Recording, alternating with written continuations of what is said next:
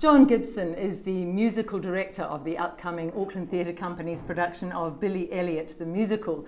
There are many fine aspects to this, and I welcome John Gibson to discuss some of them. Cheers. One of them, of course, being that you are the premier production in Auckland's newest theatre space, the ASB Theatre on the Waterfront. What do you think of it from what you've seen? It's an absolutely beautiful space. It's got a gorgeous, generous stage, very high. It reminds you of an old theatre, but it's a modern theatre, and it's got a lovely, the seats fold around in a beautiful way, and it's a fantastic space for listening, for spoken words. So, lovely. So it's wonderful that this production was chosen, but it's a big, ambitious production, Billy Elliot. I want to talk a bit about the show itself. Why is it so perennially popular? It always appeals, doesn't it? Well, first and foremost, it's a fabulous story, and that really is the thing. And what's wonderful about it as a modern musical is that it's got so much heart in it, and that's really the difference between that and many other musicals that are great but are more clever.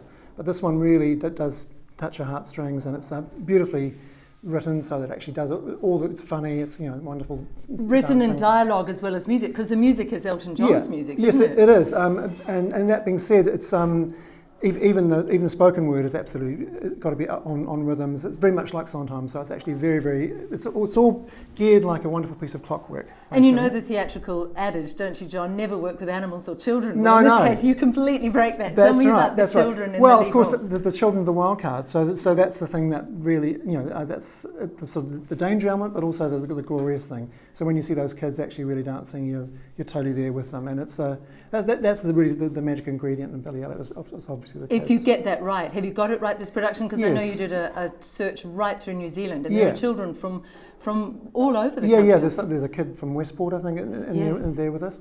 Yeah, we have, and I think the thing is with that they've been sort of drilled on it for almost the entire year. They've been working away on it solidly. So we're really happy with the kids. It's very exacting, isn't it? I mean, it's dancing, singing, and acting for those children. Yeah, it is. Are you focusing purely on this singing, the musical aspect, or do you have to incorporate that dancing, the movement side as well? I mean, obviously the thing is with all of these, it's all integration basically. On a big scale. So obviously they've got to speak in time. They've got to have a feeling of the rhythm of the scene as well as doing their bit. So it's really sort of gearing.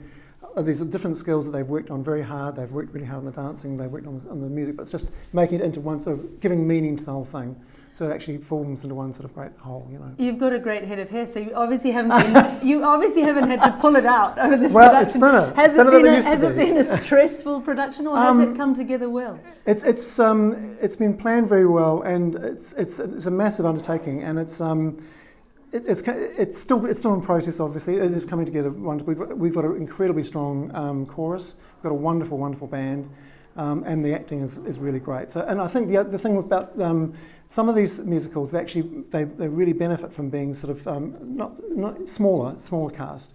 I mean, the same thing with lots of the Sondheim shows is that they actually really, when there's more drama in the actual piece, it actually works with them, making them a little bit more intimate. I mean, not that we haven't got the big moments in there. How big is the cast for this? 20, I think it's 25. It's massive. It's one of the biggest things they've ever done. Wow. So, and it's a massive logistics. It's like an army manoeuvres, just actually getting calls, from between 3 different departments as well as running it. So it's an incredibly complex thing. Do you think it's a show that appeals across the ages? Would Totally. you say it's not just the family, it's for the teenager as well, and the family audience, the older audience? Absolutely. I mean, I think to be absolutely fair, I'd say it's the perfect Christmas show, really, because in some ways it's a complete. Everyone will be touched by it. It doesn't really matter what age you are, and there's the grit in the story. There's the background of the strike and the sense of community. There's lots of love in the show. Honestly, it's completely waterproof in terms of actually being appealing to everybody. Well, it is. It's the overcoming of adversity tale, isn't it? But just very briefly. Also, I think the other thing about it is that it's a dream story. It's making your dreams come true, which is why Colin chose it for the new theatre. Beautiful, which is part of what the theatre is. Absolutely. Just very briefly, the plot. Can you tell us a bit about it? Sure. So Billy basically stumbles into dancing.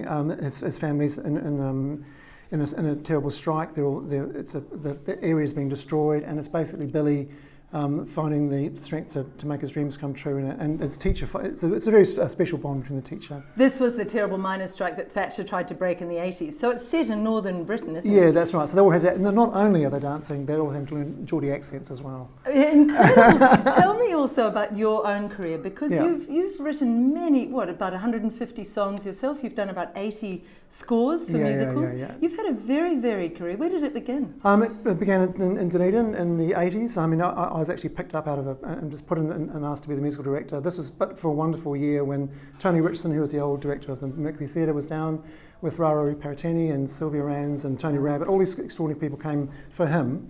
He was an amazing director, and for 2 years we just made enormous amounts of work, including this production of Sondheim, which was the first one since Broadway, because Tony just wrote to Sondheim, and Sondheim said, yes, you can do the next production of Pacific Overs in Dunedin. So, incredible. Did you ever meet Sondheim? I gather you've got some little connection. You've got an autograph of him. Yeah, I've got an autograph in that letter that he signed. He's one of my musical heroes. I love Sondheim. Yeah. But what was your background to get into that originally? I've just been around playing piano, writing music, so it was really just... I just fell into it, and it felt like a natural thing, because it's really all about just making people's dreams come true with music, and music is the most powerful thing. I think it's more powerful than the words, and that can really just actually take over. It really can control all of the drama. We often talk about that on 13th Floor. Music is the universal language. It reaches across all countries. Have you travelled a lot with your career? I've travelled to some. I've done a dance piece with a group in Budapest. Various other things. So, I mean, but the universal thing is it's really that a few notes of music can actually almost be the most powerful dramatic thing just for an entire production. Absolutely, that's what opera's built on. That's what any kind of modern music is, appealing to the heartstrings in the end. So this combination of drama and I heard someone who saw a little bit of the rehearsal who said she was in tears. It's very powerful, Billy. Yes, it is really powerful. Yeah, is that what you wanted to draw out of it? What do you bring to it specifically? What did you want to add to this production that's been done so much around the world? No, just to make it real and to make it passionate and to make it as visceral as possible. So I mean, the main thing is to get it raw. It's always a combination of something being slick and being actually raw and feeling like it's being sort of made in front of your eyes. Does that mean sometimes as musical director you pull the music right back? So yes, a lot. It's quite pared back, it's quite minimalist. Yeah, so basically the thing is that you've really got to understand that the word, even the scenes, even the costumes, they're all parts of music. So you've got to understand them all as music, and then you can find exactly the right place. So it's not really about how much you do, but it's really about knowing what's going on and just when you need to just help or support or actually make some meaning so people can understand make it clearer. And you're working always with Colin Nicole, the director, so you have to be sensitive to his what he wants to bring to this production. And also the actors. So I mean, obviously every actor has a different power and different feeling and a different. So you're trying to sort of make something that fits so beautifully with them, but also gives them a freedom that they can really, really fly in. So just take me a bit more into that. When Elton John writes the score, he leaves it open for each musical director to interpret it as they want? Or is he very strict, really? What's his score like? Well, I mean, I'm not sure. I mean, obviously, the whole Billy Elliot thing has been developed by, the guy who did the film, he directed it initially, and I think the person who did the words for it was a scriptwriter. So it's the same team that did the movie. Yes. So Elton would have provided the songs, and they've obviously been reworked to make huge dance sequences, because they're extraordinary big dance sequences inside the show. So that's all been developed in there, and then pretty much you get the show, and that's pretty much what it is. So you can, I mean, there's very little license, but I mean, much less than in most things that I work on. But I mean, with this, it's all about just that precision and passion. So it's the beauty of seeing it come together as it was originally envisaged. You can't really muck around with it too much. Not really, no. Wonderful. And what after this? Where do you move to from here? Have you got some other projects on? Yeah, sure. I've got lots of things that I've written that I want to work on. I want to do a production of a Greek tragedy, like a James Brown show.